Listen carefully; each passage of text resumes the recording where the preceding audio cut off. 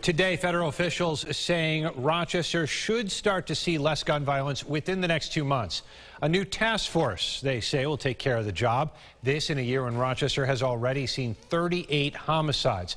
U.S. Attorney James Kennedy held a news conference today introducing a 60-day program, the Viper Task Force, targeting known violent offenders. Kennedy says the Violence Prevention and Elimination Response Task Force will be a proactive and cooperative approach to policing with various agencies. We're talking about ATF, DEA, FBI, HSI, and the U.S. Marshal's Office on the ground. He says they know a lot about these select violent offenders already, adding these arrests will be done with precision. But Kennedy says they cannot do this alone, asking the public for their help.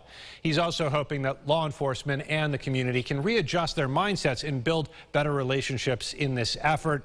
The Rochester police chief welcoming the new effort. Everybody, I think, would agree that it's really been just a tough year that we've been facing so far. And as you've heard from me in previous comments, that I want our public to feel safe, and I want them to feel free to move about the community.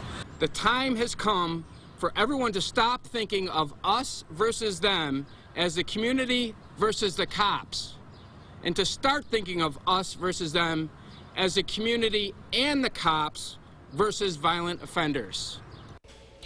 This news conference was held right on the site of a murder in the Cornhill neighborhood, and some of the people who happened upon the news conference skeptical of some of what they heard, and they made that known during the briefing. Alex Love live over at the federal courthouse right now with more on this. Alex.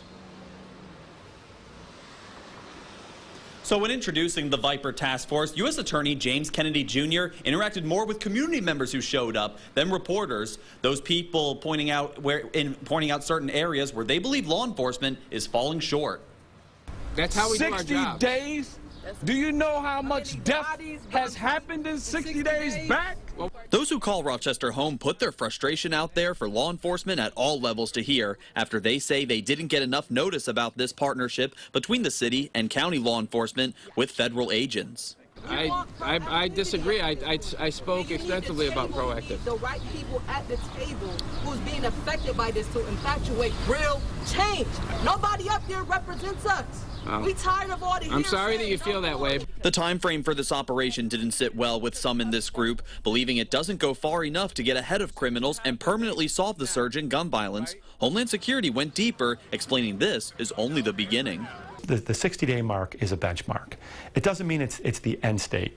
It just means you have to have, when you start something, you have to have a reasonable expectation for success and a reasonable expectation for manpower, assets, and everything. Others like Wayman Daniels, who's lived in Rochester his whole life, says the division of the community during the press conference struck him. The violence, he says, is out of control, and the Viper program needs a chance to work. The problem is that the community is still fighting against what's needed in our community: more policing, more legislative laws, etc., etc. It's a 60-day program. What do we have prior to that? Nothing.